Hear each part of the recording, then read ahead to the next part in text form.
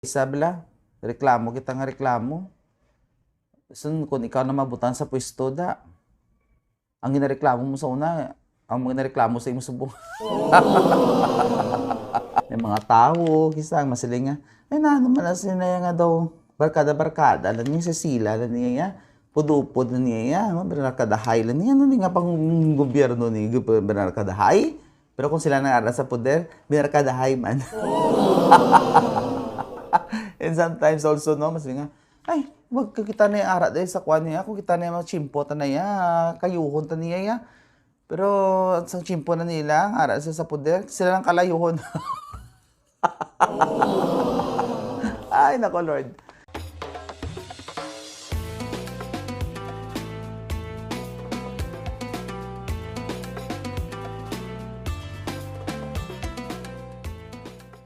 Hello, my dear friends, and welcome to this vlog.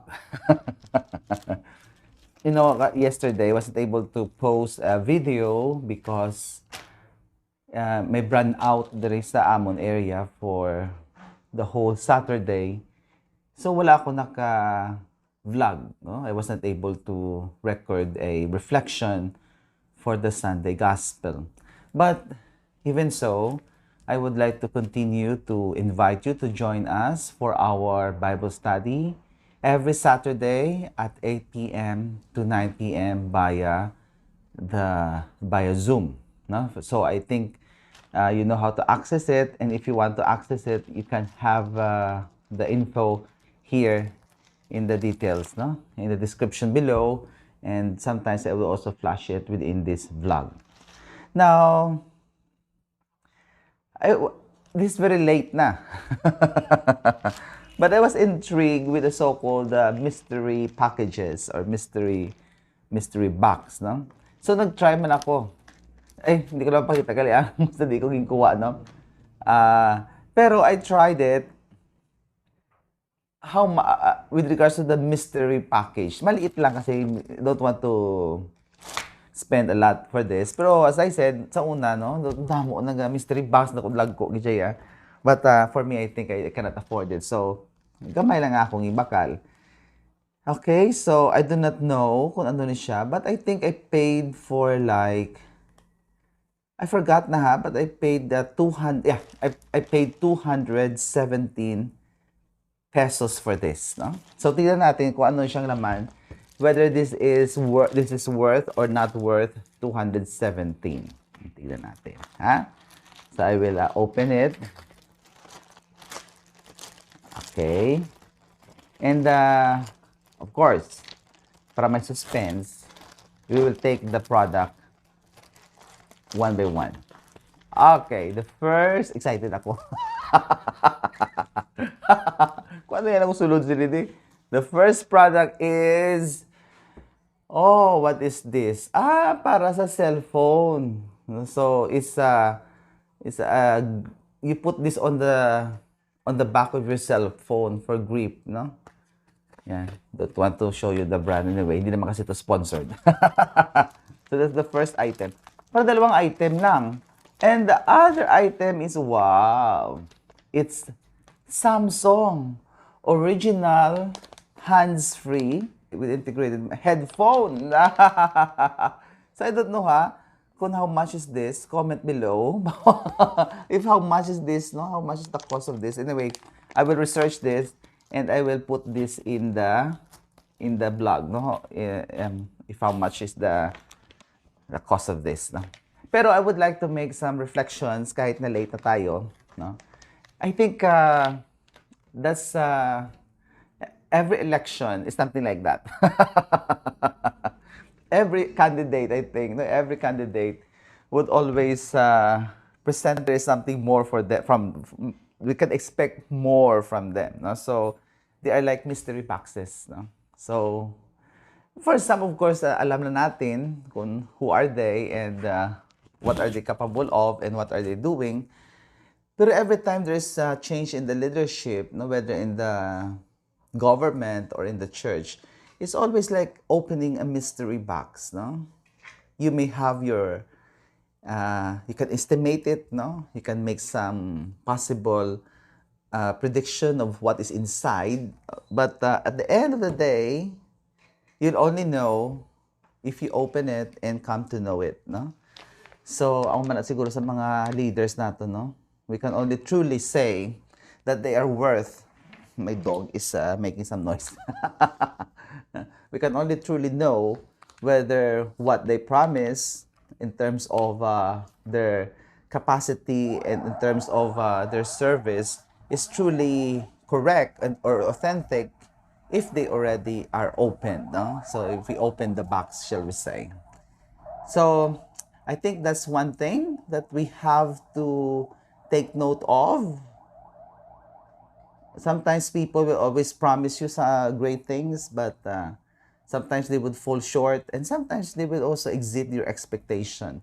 And I believe that is the reason why we love to have these surprises in life, like a mystery package.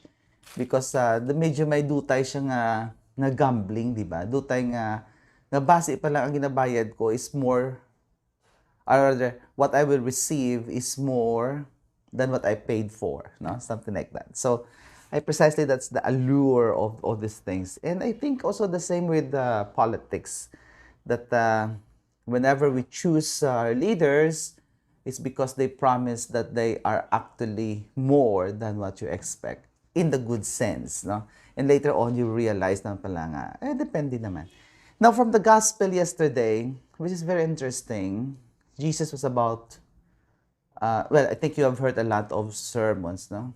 With regard, especially from the pious perspective, yung mga perspective of, the interior life.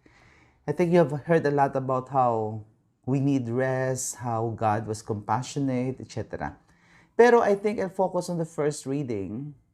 And the first reading is telling us how God was, shall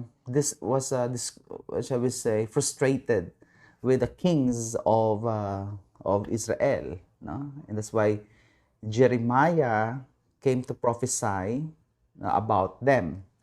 And then what is interesting in the first reading was actually when God said, because I am so frustrated with all this, ako na lang mismo, I will be the one to gather my people. Nga nagamo ni siya, nga nagamba si God nga, I will be the one to gather na lang the remnants of Israel. Precisely because the Lord has already expressed His frustration, no, for the leaders, no? Both the religious and the secular leaders, because they are not really functioning, or they are less than what God expected them to be, no? And even the people are also disgruntled.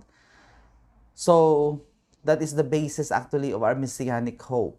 So in the end, I think the conclusion that we can get from the first reading is that do not expect too much from leaders, no?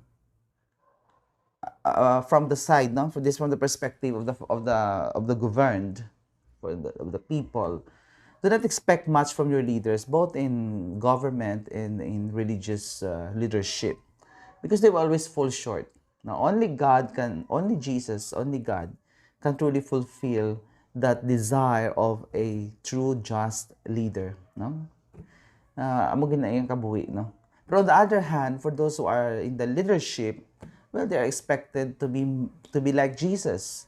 That when He saw the crowd, He was moved with pity, no? He was moved with compassion for the people who are suffering and are scattered as if they are like sheep without a shepherd. It can always so lead us to think, no, in terms of the leadership, both in the church and in the state. Do not expect much from leaders, no? Because they will always fall short. Ang mga is masiling kita nga, well, panapanahon lang yan, in what sense, no? I remember, kung kaisabla, reklamo kita nga reklamo. So, kung ikaw na mabutan sa pwesto, ang ginareklamo mo sa una, ang mga nareklamo sa imo subong. Pera nyo na, no? Bisan sa ato na bisan sa ato na workplace, not necessarily in the government or in the church. Ang manatuod, no? There will always be people who are in the opposition, di ba lang? They would always be having some criticism against the managing or the management or the governing party, for example. And they would express a lot of good observations and suggestions, etc. And pero if they are already in power, the very things that they are criticizing against the those in power before becomes them. Amo ginayan, no? Ay, nako, Diyos ko, Lord. Duman ko, kadamo na sa manunduman ko, kundi hindi ko mahambad sa vlog. Mayara nga may mga tao, kisang masiling nga, ay na, naman na sinaya nga daw, barkada-barkada, lan niya Cecilia, lan niya, pudupod lan niya, barkadahay, lan niya, nga pang gobyerno ni barkadahay. Pero kung sila nang sa poder, barkadahay man. And sometimes also, no, mas nga, ay, wag kita na yung ara dahil sa kwan niya, kung kita na yung chimpo ta na ya, kayuhon ta niya ya. Pero sa chimpo na nila, ara sa poder, sila lang kalayuhon. Ay, nako, Lord. Anyway, thank you for this. Although it's very short vlog lang, tiyan mo na siya. So these are the two things that I got for 217 pesos, I think. But I paid more than this because I also paid for the shipping. So I'll see how if this is worth 217 or more, or baka naintuan man ako. Pinaasa sa maling akala. So thank you, bye-bye. Please continue to subscribe. What I mean is, if you have not subscribed yet, please subscribe. And kung wala pa kayo naka-like or share this video, please do so.